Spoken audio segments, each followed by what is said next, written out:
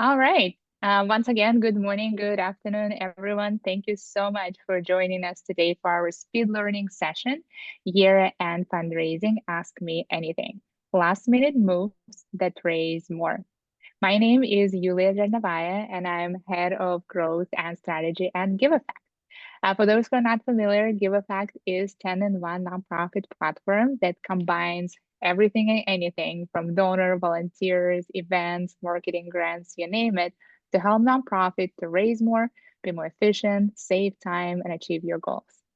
And today, for this month's session, we are so excited to welcome fantastic Melissa Goodson. So, Melissa, I'm going to pass it to you to introduce yourself and tell our audience a little bit more about yourself. Thank you, Yulia, and welcome everyone. So glad that you could join us today. I am Melissa Goodson. I have been doing fundraising work for over 2 decades in all arenas, from anything from database to transformative gifts to corporations to events to planned giving to peer-to-peer fundraising. So I think I have done just about every role that there is in nonprofit fundraising, and I run BeeGood Fundraising Consulting, and I'm also the Chief Development and Communications Officer at Jewish Family Services out of Washtenaw County in Ann Arbor, Michigan. Thank you so much, Melissa. Again, we're so excited to have you today. And for those who are joining us for the first time, I just wanted to share a couple of housekeeping items. So this session called Speed Learning Sessions, and this sessions go so fast. We have about a total of 30 minutes, and we're going to spend the first 20 minutes just having conversation based on the questions that you all provided on the registration form. And then the last 10 minutes, we are going to spend on live Q&A. So if you have a burning question about year-end fundraising, Giving Tuesday, year-end, you name it, please utilize Q&A button at the bottom of your screen. And please don't wait till the last minute. Submit your questions as we go through the session today. We're also going to have my colleague, Tara, who is in chat. So if you have any technical issues or any questions, please feel free to ask questions in the chat, and Tara will be there to help you. But without further ado, let's dive in. We have so many questions to cover, Melissa. So let's jump in. So the first question, before we go into tactics and what to do and how many times, I wanted to start off with mindset, because we are only what, 8, 7, 8, I keep forgetting, weeks away from the year end. So what would be your advice for the teams who are still in the midst of, planning and executing and everything? What is the right mindset for year-end fundraising? Absolutely. Well, as we approach the year end, a lot of us have fiscal calendars and we have goals to meet and metrics to meet, and it can become burdensome. It can become super stressful. And you creating a mindset of abundance around what you're able to achieve is going to be really, really valuable as you move forward. Whether you're close to your goal or you're so far from your goal, what can you control? What can you be a part of? What can you own that feels like you can make movement with that? One of my favorite things that I learned a little while ago is that you only need to know about 10% more than somebody else for them to consider you an expert in your field. So if you think about that, if you think about your colleagues right now, if you think about your donors right now, if you think about your community right now, they really consider you the expert because you know that much more about fundraising and the needs of your organization at this point in time. So if you can absorb that mindset that you are the expert in this, that you know exactly what you're doing, even if you are playing a little bit of that imposter syndrome, you really do know what you're doing. And so walking into these next couple of weeks with that mindset will be really valuable. Well, I love that, because it just 10% sounds so much easy. Like it's immediately put me at ease that I don't Mhm. need to spend hours and hours and hours. I really appreciate that. I think it's such a great advice. So moving on, for those who are maybe like newer to fundraising or managing lean teams, what would you say would be simplest framework you can recommend for the year-end communication and appeals the team can follow without burning out, hopefully? Right, exactly. Well, one of the things that, maybe the little bit of the elephant in the room is that if you are approaching this time of the year and you are far from your fundraising goals, it's really going to be a matter of looking back to look forward. So what was your strategy this year? What did you reverse engineer your goals from what you needed to achieve, and how you're going to make them happen? Do your metrics of what you need to achieve make sense so that you can consistently build towards your fundraising goal, as opposed to kind of cram it in all at the end of the year? And so that's something for you to all internally look at with your teams, and then be planful for 2026 going forward. So, you know, if we talk about, like, every organization is going to be different as far as what their strategy looks like for these next few weeks. Again, some people are making up losses, some people are celebrating wins right now. And so there's not like a one tried and true tactic or way that each organization can do what they need to do. I know we're going to get into some more questions later about some specifics and some ideas, and just creating that framework proactively as opposed to reactively is going to be really beneficial as you go forward.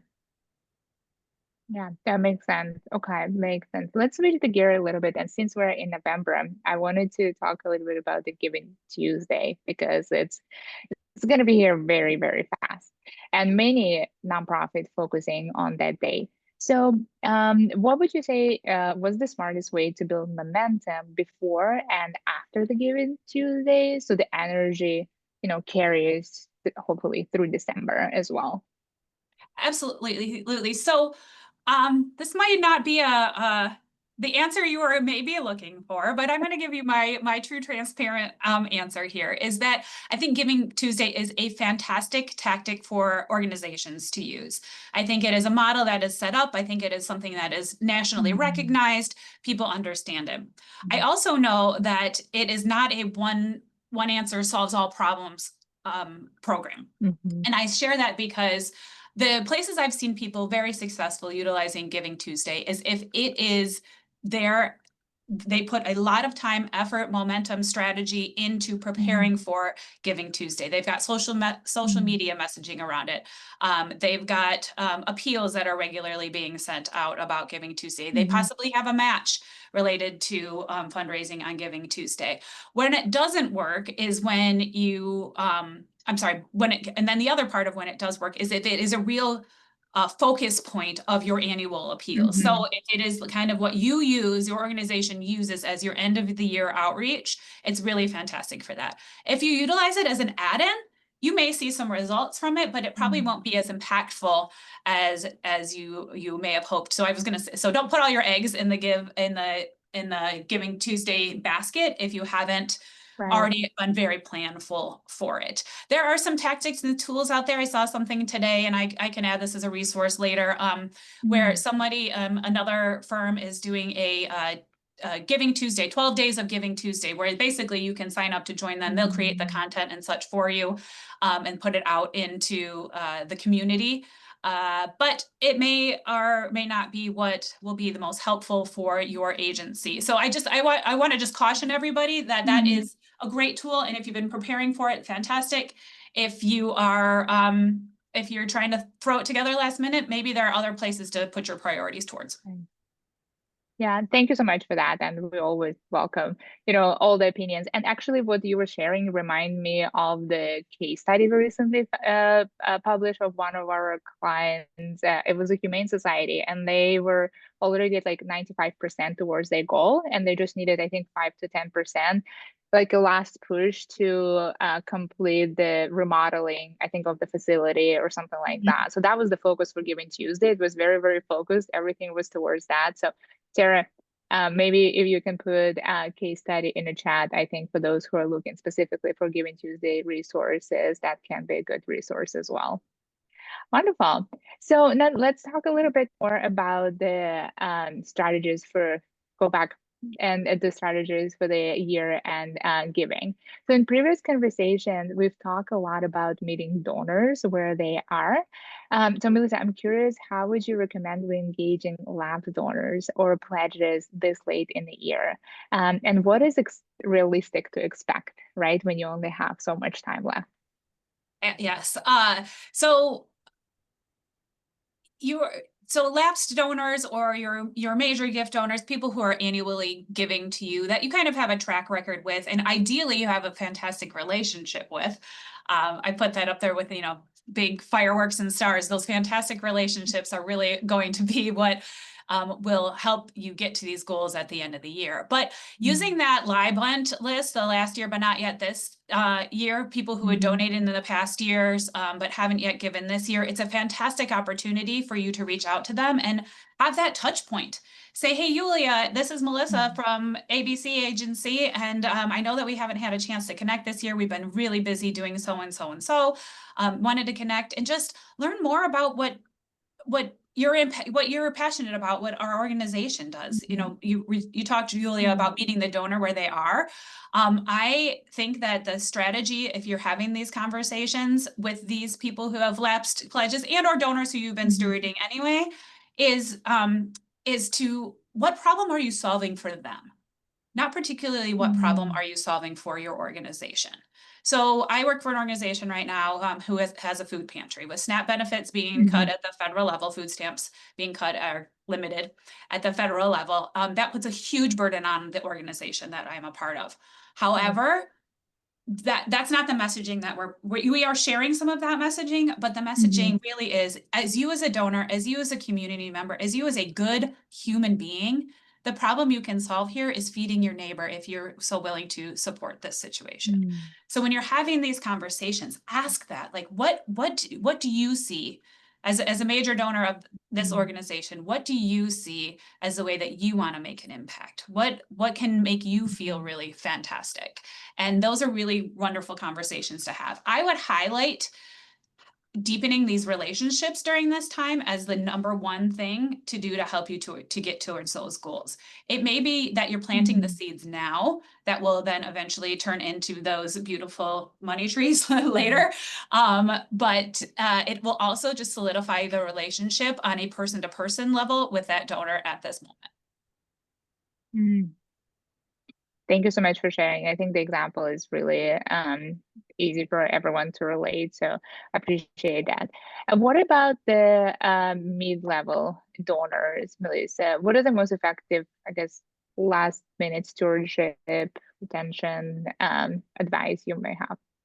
Yes. So as you are doing your annual, probably end of the year appeals, probably, or your end of the year messaging, whether it's gratitude or stewardship, or you're continuing to do an ask, repetition, and especially in those mid-level donors, is really valuable.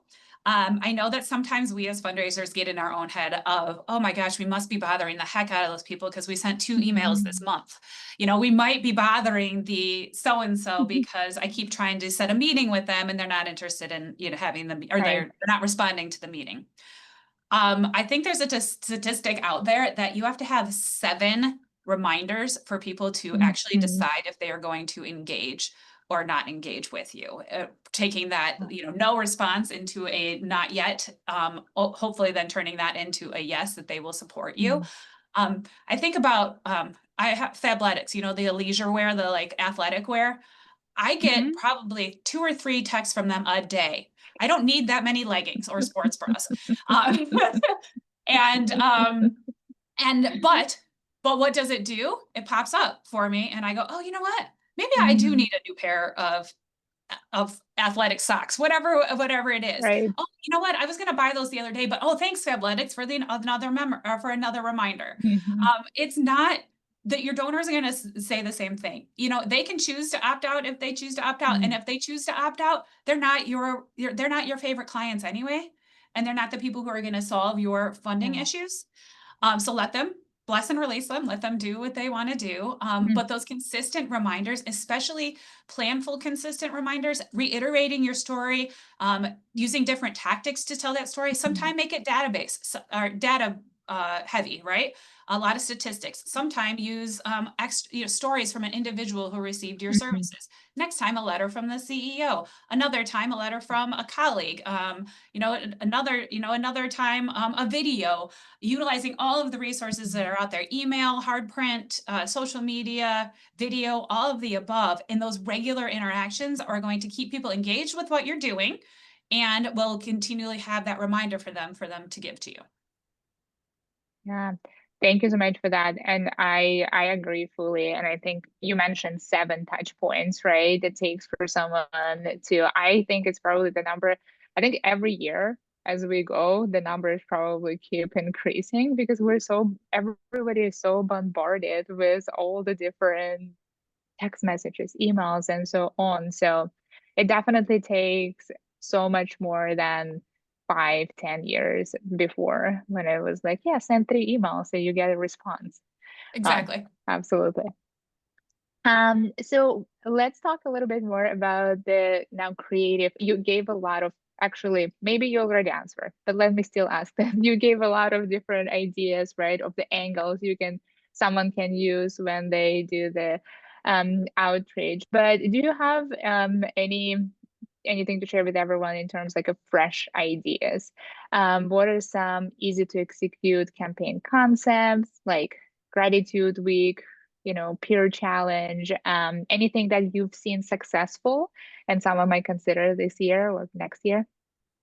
Yes, I always want to encourage anybody that I'm working with to be as efficient as possible. So trying something totally brand new right Mm, now where you're gonna spend a ton of time and energy creating a lot of content or hiring a videographer or throwing a new event. I would behoove you to just let that let that go. mm. Stick to the tried and true. And I know everyone came to this webinar of like, what kind of magic potion, what kind of button can we push so we can make sure that we can do all of this fundraising and get to our goals and exceed our goals by the end of the year. And I wish I had that button. Let me tell you, we would all have the really easiest jobs if we had that button. Yes. But we don't. So some of those tried and true methods are exactly what I would encourage you to stick with. So a Mm, couple of those things look like people still psychologically respond to a match gift. And mhm. which, I actually had a donor who is working with us currently to do a match. And he said, do people still Mm, fall for that? And I said, I shouldn't use the word fall for it, but absolutely. More often than not, you have a major, have somebody who's going to do a yeah. match for you. They're going to give you that amount of money, no matter what, whether, Mhm. you raise all of it or not. I've never had a stingy donor say, you got so close, but I'm taking my money back. That's never happened. Um, but Mm, that is that psychologically in that peer-to-peer pressure to support something. And mm. when somebody feels like their $1 turns into $2, it's really valuable. Yeah. So connect with those donors, whether you have a commitment from them already this year. Maybe they made a commitment to you in January and you can say, hey, Mm, John, we really want to push, we need to raise another $50,000. You gave a $50,000 gift earlier this year. Would you be willing for us to use that as a match to help to raise the initial funds we need to mm, raise for the rest of the year? Donors are usually wonderful at saying that. You can choose to use their name or let them be anonymous, but that's a tactic that's really easy to use and really easy to implement in your messaging going forward. The key to that though is those consistent updates to your constituents about how close you are to getting that goal, how close you are to getting to that match. There's an mm, urgency associated with that, along with that peer-to-peer challenge that is happening, that will keep people mm, engaged. And people want to know when you're winning. And success breeds success. The closer you're getting, the more people are mm, going to engage with you. So that's one tactic to use. We already talked about utilizing the live months, those people last year, but not mhm, yet this, that have given, doing that outreach, spending that time. And this is a little time intensive because it's going to be, taking a time to run the reports and then taking the time to make those phone calls and follow through. That's a great time to engage your other leadership, other team members, and your board mm, to help you to make those phone calls. So you can do that and just also say, hey, Yulia, I know you gave last year and John has just done this $50,000 match. Would you consider giving to this campaign to support so-and-so? So mm. you're bringing all of your messaging together at this time of the year. Um, Love that. and then you also mentioned the gratitude mixed in with all of this Mhm, asking, make sure you're thanking as well. And so again, utilizing your board or your additional leadership to make those follow-up phone calls, make sure somewhere in mm, that messaging, you're just sending a notification or you're just sending communication about how a client or whomever used your services and thank you for your donation. Because of you, I was able to Mm. put dinner on my table tonight. So Right. mixing that all in as well is what I would suggest as a couple of tactics to use to get to the end of the year. Thank you so much, Melissa. That's a lot of different things someone can try, but I agree with you. Back to the basics, right? Instead of trying something, reinvent the wheel at this You're point. you're gonna drive Um, yourself I wanted, crazy and your team crazy trying to start something brand new in this timeline. right. Absolutely, absolutely agree.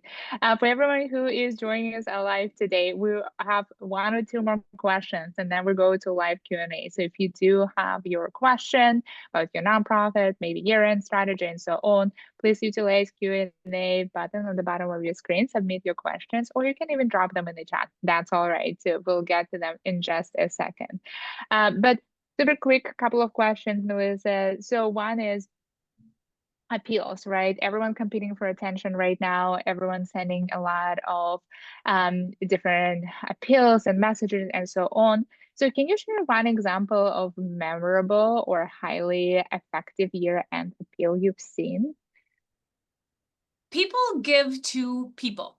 Again, there's more Mm, studies out there about when your messaging is a one-on-one ask. When you say, "I'm Susie. I went to so and so food pantry, and they treated me with dignity, and they allowed me to get food on my table, and they took the stigma out of being somebody who had to be on food stamps." And you have that message sent from Susie straight to your donor, they are going to give more likely mm, and at a higher amount than if you were to say, the community receives funds or receives food from this pantry. Or even mm, the nucleus of a family is too broad. So when you're utilizing that messaging, that one-on-one story that you're sharing and that one-on-one interaction, that's how humans connect with the broader mm, story. So I would suggest in your communications that that is a tactic for you to use to really help people engage and help people connect. And then weave that story through your communications through the remainder of the year. Use it, throw it in your text mm, message. So, if you read this story about Susie, blah blah blah blah blah about this agency, and if you so inspires you to give, please do so.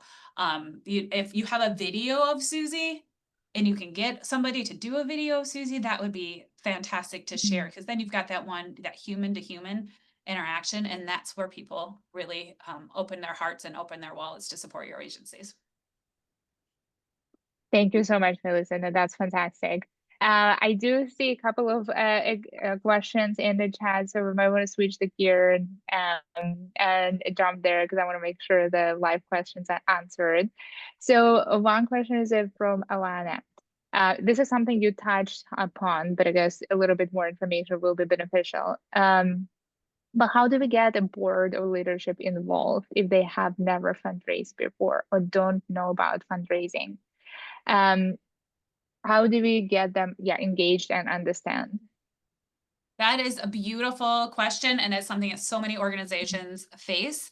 And Right. that's a that's a situation, a challenge you're going to have to work on intently going forward. In the Mm-hmm. meantime, most people are really um, glad to make a phone call of thanks. And it is the entryway, the gateway, if you will, into them understanding how simple it is to create, Mm-hmm. to be a part of fundraising. So fundraising can look like so many different things. It can be, and this is what so many board members are terrified, it can be that one-on-one asking somebody for money. There are a lot of people, there's a lot of money mindset that's gets wrapped into all of this that people get terrified about. But you're not often terrified Right. to tell somebody thank you. And if you make that phone Oh, call, yeah. you reach out to Sam and you say, "Sam, thank you so much for your gift." And Sam goes, "I love your organization. I love everything that you do. I want to get more involved. I would really like to make an additional gift of blah, blah, blah." Then your donor or your leadership actually became a fundraiser. Shh, don't tell them. But that's how you can help people to start to get Mm-hmm. engaged and understand the impact that is so incredibly important of Mm-hmm. fundraising and stewardship associated with that. I love that. That's such a like easy entry first step and makes everyone feels good Yep. and excited for the future. Fantastic. There is also a comment from Simone. We haven't been engaging our community enough, and a shrinking budget was unfortunately meant staff cuts.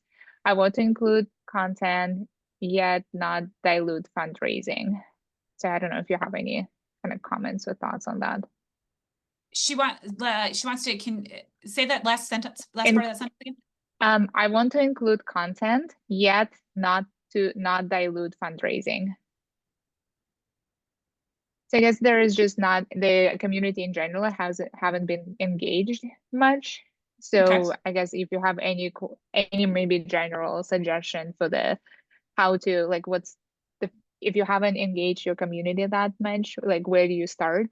Do you start with fundraising? Do you start like what kind of content? Maybe like easy first step for someone to take? Okay, so I'm seeing someone's comment here too. I want to update people and also ask them for money, and we haven't been doing that. Okay. Oh, Okay. thank you so much, So Simon. yeah, thanks, Simone, for clarifying the question.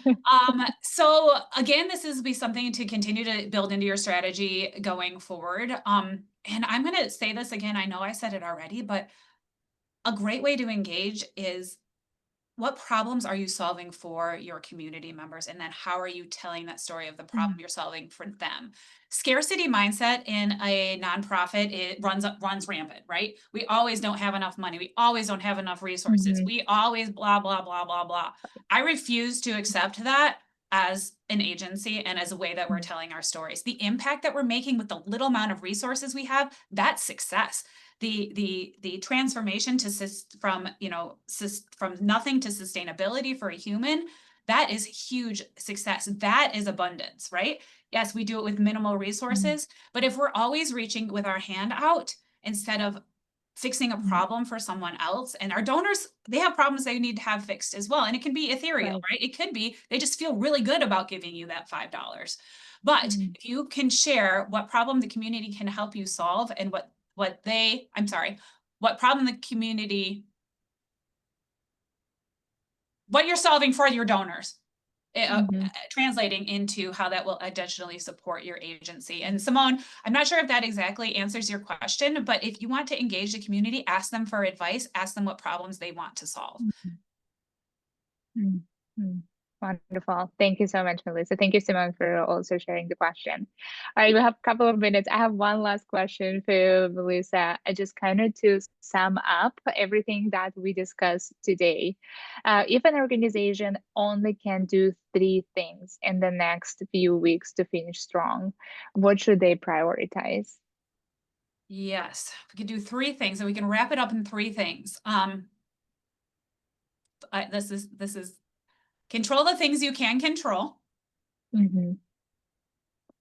I would suggest not creating something brand new as a grab to try to bring more money in. Yeah. And be authentic to who your organization is and who you are. Again, you are that expert. Again, you know what works well for your organization, and live in the world. I'm throwing a number 4 in there, Yulia. Live in the mindset of abundance and expertise. And I'm telling you, if you can absorb all of that, those 4 things will really help you move forward. Were those tactical? Were those like things you can execute? Did I tell you to go use ChatGPT to create a blah, blah, blah? No, absolutely not. But you've got to have those core things first before you can get into that. And people are going to give to people and agencies who are really good at what they do and believe in what they do. Thank you so much, Melissa. Well, that pretty much brings us on time. And I wanted to thank everyone who joined us today live and everyone who will be watching this recording. And of course, Melissa, thank you. Thank you for your time, for your knowledge, expertise, sharing with everyone. This is a very busy time of the year for everyone on this call. So I appreciate everyone's participation, and we wish you all a huge success, whether you're doing Giving Tuesday, year end campaign, all and everything together.